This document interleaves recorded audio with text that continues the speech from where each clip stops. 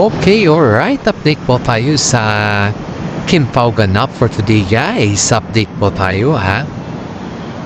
So, yun, guys, ay pinuri ni Paolo Avellino si Kim Chiu dahil sa kanyang kaseksihan. Dahil alam niyo ba, guys, na nun sa araw ay di ba may birthday celebration si Kim Chiu? Napakasimple lang po yun, guys, ha? Nasa po sila sa private resort tapos nagsama po nila yung kanilang mga kaibigan doon.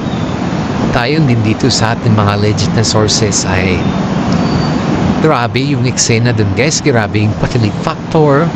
Grabe lahat, guys. Halos kitang-kita mo yung kakiligan na makasama nila. Kasama rin ng mga fans sila na sumusubaybay sa kanila, guys. At ito, guys, ngayon, guys, ay nasayate po sila. Si Kim Chiu po ay parang may ginagawang cover ng magazine. It's look like that, guys, dahil napaka-sexy niya dun sa mga photoshoot niya, sa mga videos niya na kung saan po ay nilantad din niya sa kanya mga Instagram. At ang comment naman po ni Paolo Avellino dito, guys, ay napaka-sexy daw ni Kim Chiu. Aba, sumisexy na talaga si Kim Chiu, Napakomment tuloy si Paolo Avellino na napaka-sexy na. Kahit naman po sino, guys, na tumingin or makakita sa ganapan sa mayan ay talagang namamanghata sa kanyang kasaksihan. Marami naman po dito ang umaangat para kay Kim Chiu at hindi lamang po si Paolo Avellino.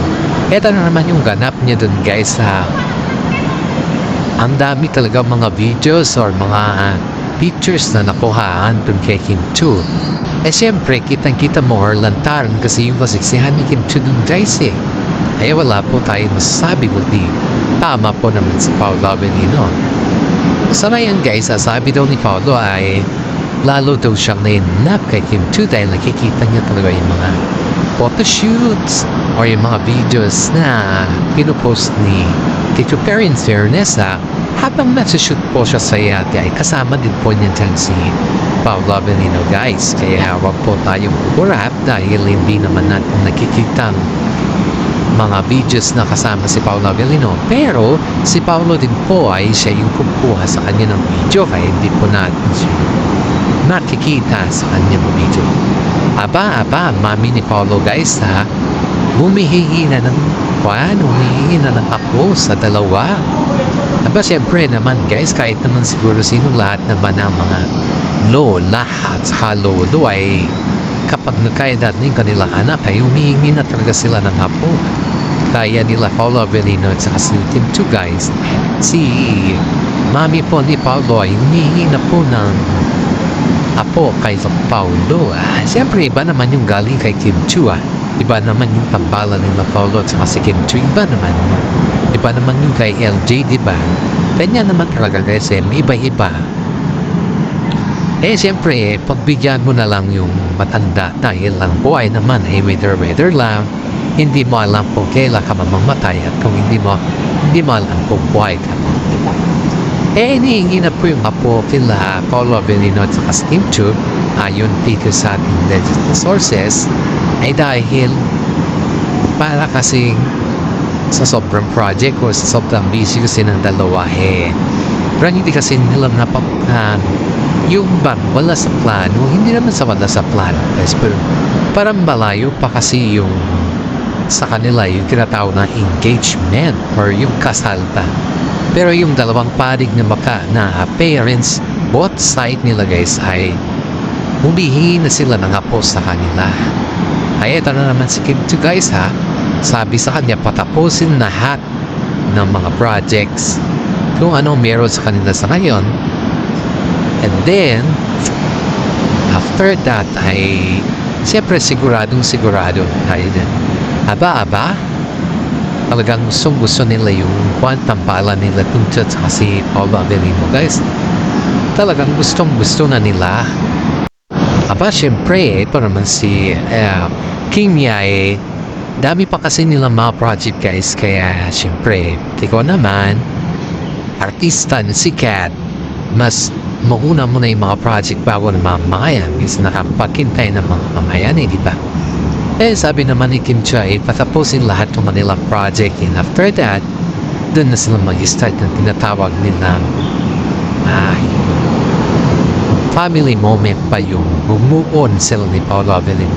Aba guys, nag-sales po ito si Paolo Avellino doon sa kasama ni Kimi doon sa yate akala lang natin hindi ito nagsiselos dahil kapag tinitignan mo kasi si Paolo parang dead man lang sa kanya yung nakikita mo, parang she's not aware of everything na yung bang pakiramdam mo ay okay lang, parang ganun. Pero in fairness si Paolo Avellino talaga ay selos ng selos. Hindi lang natin nakalain na ganun pala siya magselos.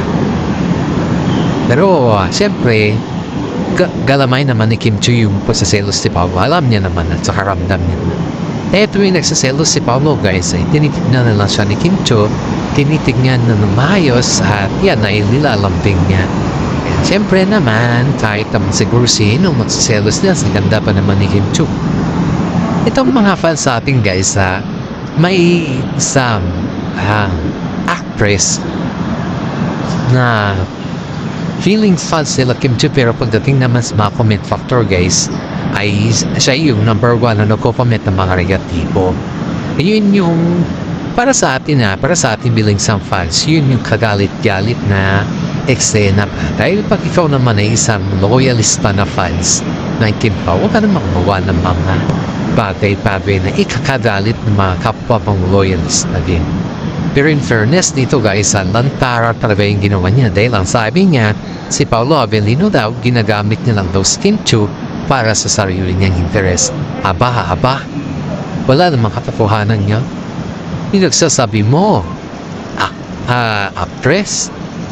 Kasi siyempre, ikaw ba naman to guys itong actress daw na ito guys ay pinipilit daw niya na sumama dun sa yate kahit man lang daw makita lang yung sinasabi niya kasi hindi pa daw kasi siya nakasama sa yate, hindi pa daw niya na-experience or something nakasama nila Paolo na sila lang ba. Parang ang sinasabi niya kasi dito yung moment nila at hindi naman yung holiday ang ginawa nila Paolo Avellino doon, hindi naman yung moment ba, kundi yun ay gagawin kasi si Kim Chu na pop-shoot doon at isang endorsement ata ito guys. Pero ang sabi ng management sa kanila na huwag sila masama ng mga kaibigan or kung ano man dyan dahil nakaka-distract pa siya paminsan-minsan. Ikaw ay may trabaho. Isipin mo yung focus na salita, hindi yung distraction. Ayan po yung iniisip ng management na pag nandun mo sa yung kaibigan nila, syempre, natetense ka, at tapos naiiyak ka, or something na may mga nambubuli sa'yo. Yan yung mga pinakamahirap sa lahat Yung may mga nambubuli sa'yo, yung akala mo kaibigan niya, pero in fairness akala nila Kim Chu guys na okay na yun, nag-usap naman sila na hindi naman sasama. Pero pagdating sa critic post niya sa kanyang Instagram lumabas ang totoo niyang gulay. Sinabi na ayaw daw nila Paolo Avellino at saka si Kim Chu nakasama siya sa lahat ng kanilang mga lakad dahil ayaw daw nila na may mga barkada silang sumasama sa kanila. Medyo nasobrahan naman ata itong si actress sa kanyang mga marites guys. Ito naman hindi naman iniwasan ng mga fans ng Kim Pao yung kanyang mga post. Pero ang pinakamasaklap kasi parang pinagdidihinan niya na si Paolo Avellino ang may ayaw sa kanya guys. Nung tinanong naman si Paolo Avellino, wala naman sinabi na ayaw sa kanya, kundi ang sinabi talaga sa kanya ng mismo management nila Kim Pao na wag silang magdala ng kung ano man dyan o kung sino man yan dahil nakaka-distract yan pagdating sa trabaho. Diba napakaklaro naman dun. Pero ito akala ng mga Kim Pao guys ay okay na kasi siyempre bago naman sila sumabak dun at pumunta dun at sumakay dun sa yate ay kinuusap na itong si actress. Akala nila okay na kasi pakiramdam daw nila okay ng lahat. Okay naman daw sa actress. Pagdating ng gabi guys, nag-post si actress ng ganito ganyan. Sinong sinisiraan niya? Parang bumaliktad ang ihip ng nahangin, hindi niya yata naintindihan yung explanation Hindi niya ata alam kung ano yung kanyang pinagsasabi. At ang pinapatamaan para man dito guys, ang Kim Pao. Sabi dito na ayaw daw sa kanya, ayaw nila sa kanya dahil masyado daw siyang matikuloso sa lahat ng bagay. Pati kasi yung mga gamit ni Kim Chiu guys, ito yung lahat ng mga gamit ni Kim Chiu guys, pinapakialaman niya kasi. Kaya medyo may something ito, may attitude siya. May attitude ito. Pero hindi iwasan ng kasi nila Kim Chiu at kasi Paul Logan itong sabihan siya. Dahil baka iba na naman yung interpretasyon niya guys. May mga kaibigan na silang ganyan guys yung actress niya na iba yung interpretasyon. Kaya mas marami sa kanila ay sinasabi na kinakausap or yung bagay-bagay na pwede naman kausapin sa lahat ng bagay na. Yun yung kanilang ginagawa. Pero in fairness bumaliktad ang ihip na ngayon, gumawa talaga ito ng skandalo. Ito guys, tinuturing talaga ni Kim Chiu na kaibigan siya dahil alam mo kapag kapag ito ay may hinihingi kay Kim Chiu ay kahit ano man yung hinihingi niya basta mayroon na may Kim Chiu ay binibigay niya po guys. Pero sa kabila ng lahat pala ng mga tulong or mga binibigay ni Kim Chiu, hindi naman pinapabalik ni Kim Chiu sa kanya yung mga tulong. Pero as a common sense ba na kung ikaw na may tinulungan ba, huwag mo naman gawan ng issue. Huwag mo gawan ng kung ano-ano man dyan dahil hindi naman utos ni Kim Chiu at saka si Paolo Avellino na hindi ka isasama kundi utos yun ng management. Marami sa ngayon guys ang nagsasabi na ang actress na ito ay matagal na palang naiinggit kay Kim Chiu simlat sa pulpa. Pero in fairness, kahit naiinggit siya, hindi siya pinapatulan ni Kim Chiu. And of course guys, sa dami ng kanyang sinasabi sa mga kaibigan nila Kim Chiu ay minsan hindi ito pinatulan guys Ngayon lang na hindi naman sa patol yung nangyari kundi ito ay sinabihan ata siya ng management na medyo wag siyang gawing personal ba? Kasi pinipersonal niya na pala sila Paolo Avellino at saka si Kim Chiu guys. Pero in fairness, ang daming nagsasabi din dito na hindi lahat ng mga kaibigan ni Kim Chiu ay totoo sa kanya. Which is tama naman guys. Dahil dito, sa babaeng ito guys, ang daming lumabas sa bibig niya na hindi naman kaya ba? Kumbaga, puro paninira at ang mga cryptic post niya naman sa kanyang Instagram guys ay paninira talaga. Wala kang asahan na maganda idudulot nito. Kaya sabi ng mga karamihan kay Kim Chiu na wag masyado magtiwala sa mga feeling close sa kanya dahil yung mga feeling close sa kanya yan din yung nabibigay sa kanya na sakit ng ulo. Sakit sa ulo, which is tama naman. Ang dami kasing feeling close kay Kim Chiu ngayon dahil sobrang sikat niya. Ito pa yung sabi pa ng isang management sa kanila na Kim, sana naman ay kahit sobrang sikat mo na sana yun o sobrang trending mo na, viral ka pa, sana naman yung mga kaibigan mo piliin mo din dahil hindi lahat mga malapit sa inyo humihingi ng tulong ay kaibigan mo na talaga, kundi yan ay ginagamit ka lang nila para din sa sarili nilang interes at saka yung bang to think na ginagawan ka din nila ng issue. Kagaya na yun guys, tignan mo.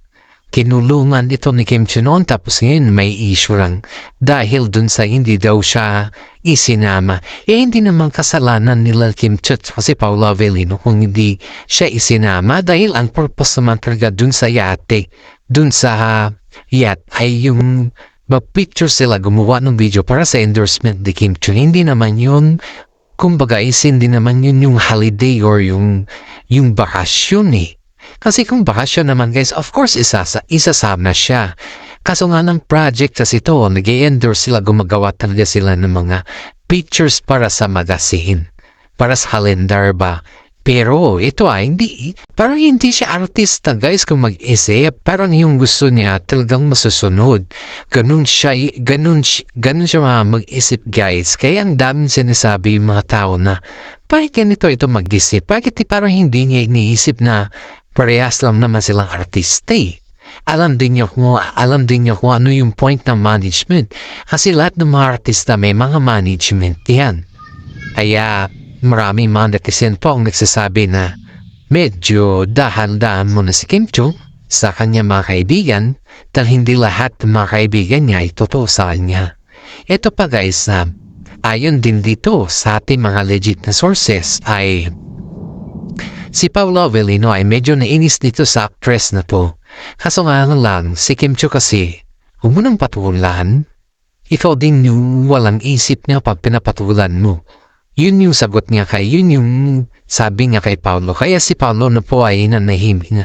Dahil, alam niya pala guys, nung hindi siya talaga sinama, lahat ng mga kaibigan ni Kim Chiu na medyo yung mga simpatya ba, yung negatibo kay Kim Chiu, lahat mga yun guys ay kasama niya. Tapos nagkabandingan sila. Doon na rin lumabas yung galit at saka doon na rin lumabas yung inggit niya kay Kim Chiu. Haba?